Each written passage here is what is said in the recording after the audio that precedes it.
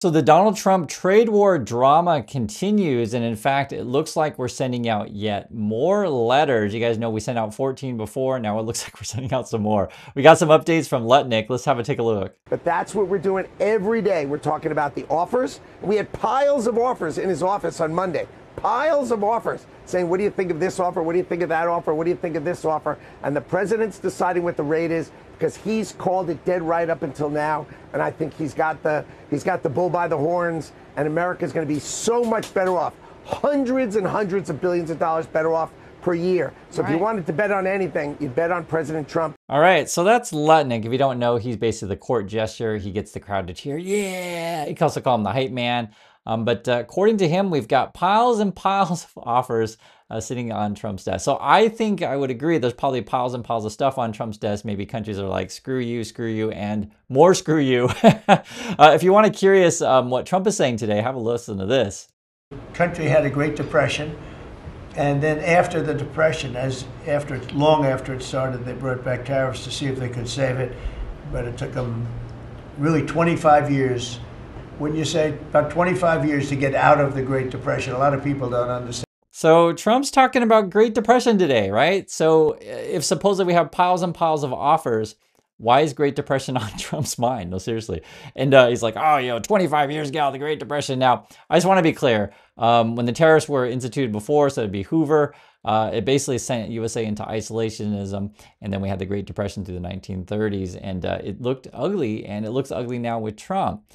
Plus, you have all of these sycophants, be it Lutnick or whatever, sort of running the show. You can see Trump's off in space cadet land. So you saw 14 letters went out yesterday. You should expect another anywhere from 15 to 20 letters to go out over the next 2 days, really setting down tariff lines for the key driving countries. And then we'll set out a general letter to the balance, sort of setting out where they're going to be. The president is setting these tariff lines. The president is driving this agenda. This is his agenda. He knows how he wants to play it, and that's what's happening. So we'll be setting those tariff rates, and then they go into effect on August 1st. Okay, so if I understand this correctly, they sent out 14 letters first, right? And if you've been following the story, I told you guys this before, basically the 14 letters were countries where they felt like they were making no progress. I mean, the White House is like, we're not going anywhere. Let's go send out a letter, give up on negotiations, surrender, basically. Now they're saying 15 to 20 more letters, I guess we're surrendering on countries, what it sounds like. And then we're going to send out a letter to all the other countries. I mean, you can hear the language here. In the next couple of days, it's going to be a wild thing of what they're sending it at. And then the deadline currently right now is August 1st. This is how I understand the stuff, but they keep changing the story. That's why you have to track it together. The headlines today, according to Trump, but he's taco, Trump always chickens out. No extensions will be granted. So we'll see if they go past the August 1st deadline. I'll give it we'll give it an 80-20. We'll give it an 80-20 chance of extending it. We'll see. We also have this. Trump actually was talking about 50% tariffs on copper. And I think it's 200% tariff on pharmaceuticals, which is actually pretty crazy. So if you're into copper, and many companies are, and you guys would literally know that, right away, the expense of this stuff. And my understanding is, as well as like, I think there's even people out stealing copper, these kind of things. This is even before the prices shot up today. I'm saying this is like just a thing that people need, and the cost can be quite high. So what is Trump talking about? He is aware of color and cost. Listen to this. Painted the room a nice color, beige color, and it's been really something. The only question is, will I gold leaf the corners? You could maybe tell me my cabinet could take a vote. You see the top line moldings, and the only question is, do you gold leaf it? Because you can't paint it. If you paint it, it won't look good, because they've never found a paint that looks like gold. You see that in the Oval Office. They've tried for years and years. Somebody could become very wealthy, but they've never found a paint that looks like gold. So painting it is easy, but it won't look right. And the question is whether or not we should gold leaf it. Linda, do you have an opinion? I gold leaf it. You like it the way? No, I gold leaf it. You'd gold leaf it? Yeah. Who would gold leaf it? Could I raise you? How about, would you gold leaf it? So that's how Trump runs his cabinet meetings, talking about for gold leafing the, I guess, the meeting room there. It is so embarrassing, to be perfectly frank. I mean, this is Trump. You know, even the people who are on Trump's side, they make fun of him too, right? They make fun of his voice. His spray tan looks a little bit weird today. His ears are white. His face is orange. I mean, you can literally see it for yourself. And we're going back and forth on the trade stuff. Concessions there as you work towards an overarching trade deal with the European Union. Can you take us through how you feel those negotiations are going right now? It is a massively significant trade relationship. We're talking not just about beverage alcohol and airplane and auto parts, but also many different goods that go between our countries and the bloc over there across the Atlantic. So one thing I noticed there, and I think this is something that a lot of these people do, Lutnick or Besant or whatever, is they'll feed the questions ahead of time to reporters. So the way he was nodding, he's like, okay, yeah, I was expecting this kind of thing. So he's got prepared answers to this stuff. That's how it feels to me. Europe is our biggest trading partner, and we have a $235 billion trade deficit, meaning they sell us more than we sell them. And that's because they block us on cars and they block us, they don't pay for pharmaceuticals, all those topics we need to settle. And it wasn't going anywhere for a while. The president then put out a truth that said, look, if you're not going anywhere. See, they even admitted like things aren't going anywhere. My understanding of the latest on the European thing is Europe said it's impossible to do a full trade deal. Basically, we'll try to do some sort of framework, concepts of a plan, that kind of stuff, or principles of an agreement. I think that was the other word that they were using the other day. But it is a sort of agreement to continue to keep talking, but a full trade deal, don't expect that anytime soon. Lutnick will always make the case that we're blocked from the EU from selling American cars. You can easily search this stuff. It's easy to find. I'll just give you a simple answer. No, American cars are not blocked from entering or being sold in the EU. The basic gist is that the countries, the consumer is different. They have different preferences, right? So, imagine you're in a small cobblestone street, right, through Europe, and if you guys have been there, you'll know roads are very, very narrow. You don't want these big American SUVs. It's just not appropriate. Also, with gas prices being very, very high in the EU, could be more than USA. You don't want an inefficient car, right? You want a little mini kind of car, right? You guys know these things. If you ever watch the James Bond movies or Mission Impossible movies, they run around in these little mini cars and they chase each other the streets and run downstairs and stuff like that in the movies, right? It's just the big cars aren't really going to be appropriate for that market. And then you have safety regulations and concerns. Say if you want to release a Tesla Cybertruck, just for example, it's completely unsafe and most countries won't take it because it's not street legal there. And so these are the kind of things where the EU has very different regulations than USA. In the EU, they're more concerned about consumer safety and more concerned about efficiency, and you have better mass transit. If you were watching my channel just a month ago, my wife and I, we were in Paris, in Paris, and basically, as I showed you guys in the channel, like they're really good with bicycles, pedestrians, walking, and mass transit. Like it's just a whole other ball game. You don't necessarily need cars for everything, and it's also better for the environment to limit cars. So it's a different market over there. Do we feel as though there's going to be a more long, drawn-out, contentious conversation, or do we feel like we're in the 7th, 8th, or even 9th inning with many of these major counterparties? Oh, we're definitely in the 8th or 9th inning with these counterparties. So what's happened is many of these countries have made us offers to finally open their markets. They go slowly, they go with it, and then finally they come to the table at the very end and they start to open their market. And the key is the president wants to balance our trade deficit with the fact that these countries are finally opening the market. And if you have something like Vietnam where they say, okay, we'll really open our markets, then the president decides, okay, this is the rate we'll do. If you're really going to open your market to our farmers, to our fishermen, to our machines, to our tools, to all of these things going into their country, then okay, if you're going to give our people that opportunity. So the problem with this argument, we talked about this before. Let's use it. He talked about Vietnam. Let's use Vietnam example. So let's say the U.S. is going to sell cars to Vietnam, and for example, Trump was talking about big SUVs. The price doesn't match, right? So like say just regular car in USA, average cost is about 40, 50,000. SUV could be 20, 30%, sometimes double even that. So like $100,000 car to, just for example, to consumers in Vietnam, when the average salary is around 5,000 to 7,000 a year, it doesn't jive, right? Also in Vietnam, they're into motorbikes. Or take about the food, situation. Like he's saying, oh, we're going to open up our farmers. It's like are we really going to sell hormone-filled American meat to Vietnam where food is very, very inexpensive? It's just not going to happen. Like it doesn't really add up. And that's sort of like when they talk about trade deficits, it's not as important as you think it is. For example, a country just, I don't know, we'll use an example of Costa Rica, right? Let's say they have a bunch of bananas there or something like that, and they, grow more bananas there than they need.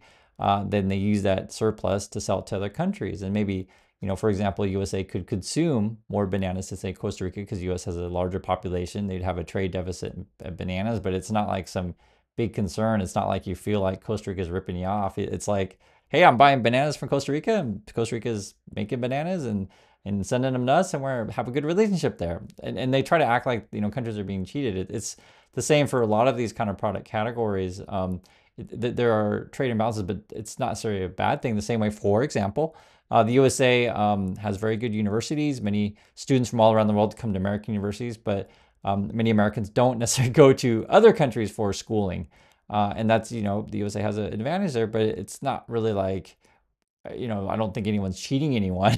It's just that it's sort of how trade works, right? It's not that complicated, but the way that they try to act like is like everyone's cheating you all the time. But that appeals to the Trump base because they want to feel like someone's cheating them and you got to blame the foreigner, et cetera. That's their point of view on that. You can pay us 50%. Their leaders called President Trump and said, no, no, no, no, no, we'll get down to brass tacks and do it. And then they started making us real offers. The European Union, to their credit, has now made significant real offers, meaning we're going to take down our barriers. We're going to open our markets to American farmers, ranchers, fishermen, really open their markets and let Americans finally, American entrepreneurial spirit, finally get to sell to Europe. The president's got those deals on his desk, and he's thinking about how he wants to play them. And this is very tricky because they have a huge trade deficit, so they've got to pay. But they're really going to bat, trying to say, look, we want to open our markets to you. We want to create a more balanced and fair relationship. Please, Mr. President, think about it. And that's what's on his desk right now. And that's really, really. So again, this is what just came out just a few days ago. Full EU-US trade deal impossible before deadline, says Ursula von Leyen.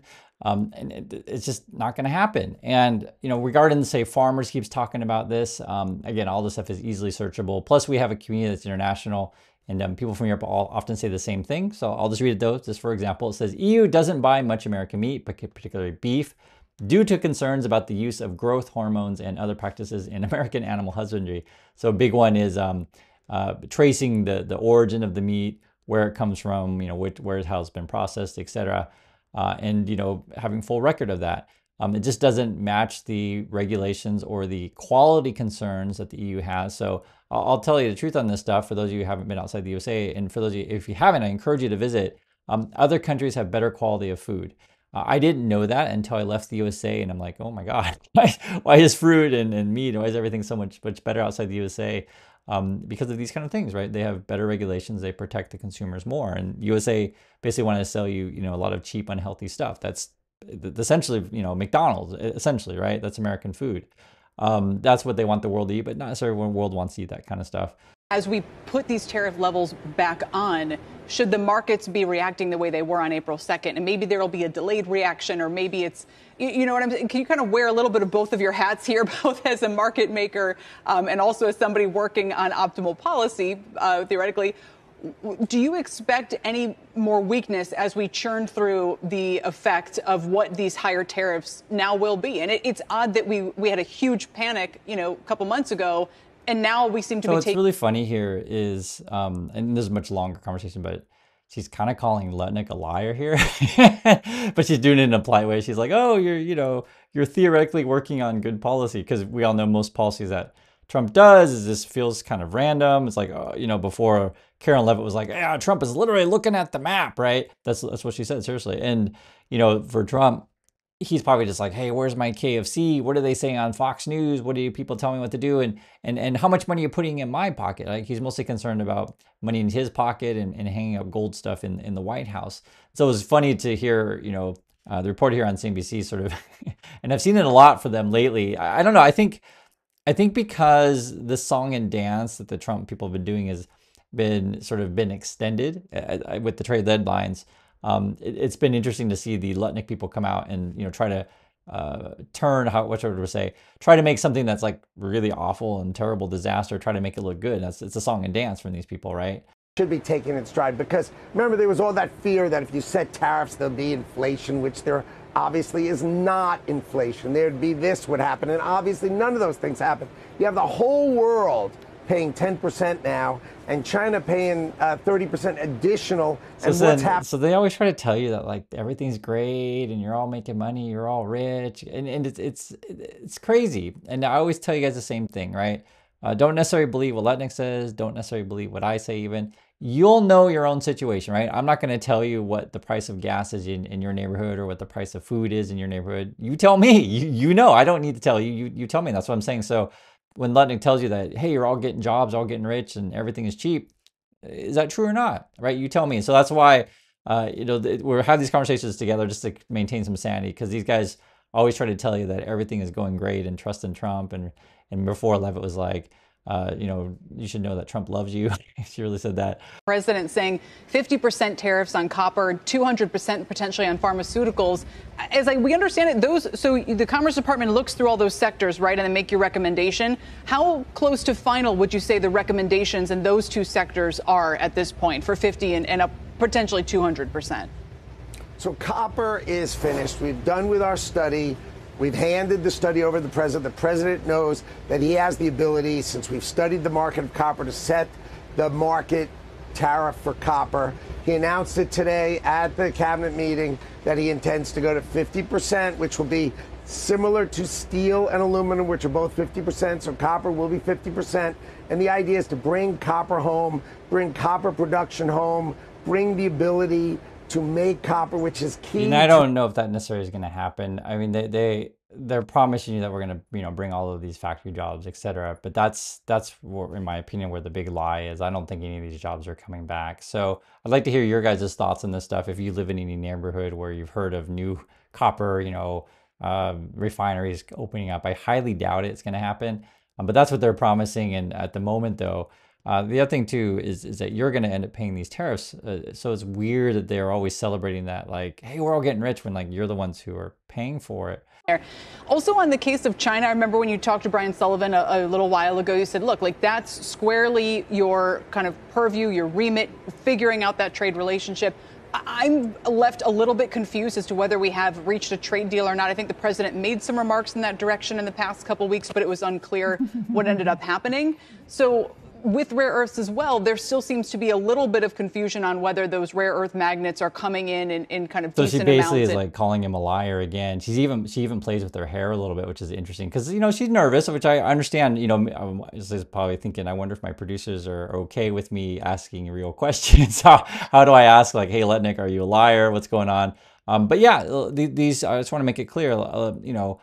You can see it, I can see it, people on TV can see that these people are liars, but they have to balance out. If they press too hard on the Trump people, maybe the Trump people don't go back on their channel anymore. So that's always a real concern for them. But I want you to see that they do that sometimes, with like trying to ask him if he's a liar.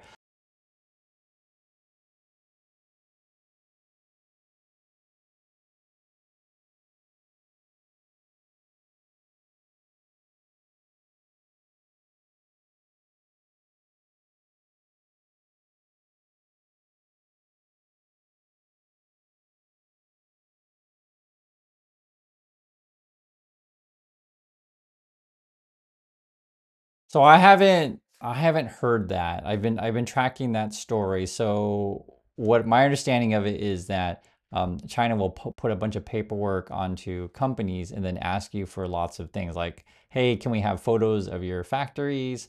Can you tell us what exactly you're doing with rare earth magnets? Where's it going? Can we have your designs? These kind of things. Like there's a lot of paperwork that is being piled in there, and whether or not companies are going to give all that information to China, like factories, plans, etc.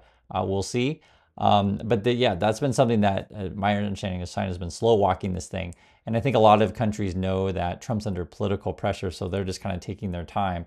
It's interesting how the, what's the right word to say it, confidence level of Letnick really drops down when he talks to China. It's obvious when you compare it to talking about other things. We decided we were satisfied with the movement that they were making, and so we took down our countermeasures. We started shipping ethane and software products to them and airplane parts and things like that that were sort of balancing our relationship between the two of us. But we're in a pretty good place now. I think we're going to meet in early August, and we're going to start kicking off a bigger trade conversation between the two largest economies in the world, China and the United States of America. So that's going to be kicked off in early August with myself, Secretary Bessent, and Ambassador Greer. We'll all be going together. We'll be meeting our counterparts from China, and we'll have start the process of a bigger conversation. I think that's going to take some time, but at least we're beginning. Yeah, I wouldn't expect anything soon. This is actually the other news on this stuff is my understanding there's been some pressure for Trump to go to Korea. Maybe there'll be a meeting where Korea moves that up. And then theoretically, Trump could meet China in Korea, theoretically, but that's all up in the air. The August thing, this is the first time I've heard about this one. So we'll keep a track on this stuff. My opinion on these things is that Trump's all over the map. Countries can't trust Trump, as you guys know, because he keeps changing his mind. But I feel like, though, time is running out on them, because the more that they sort of waffle around, it makes them really look weak, and countries can smell blood in the water. So that's my thoughts on this. I want to hear yours, and I'll catch you on the next video.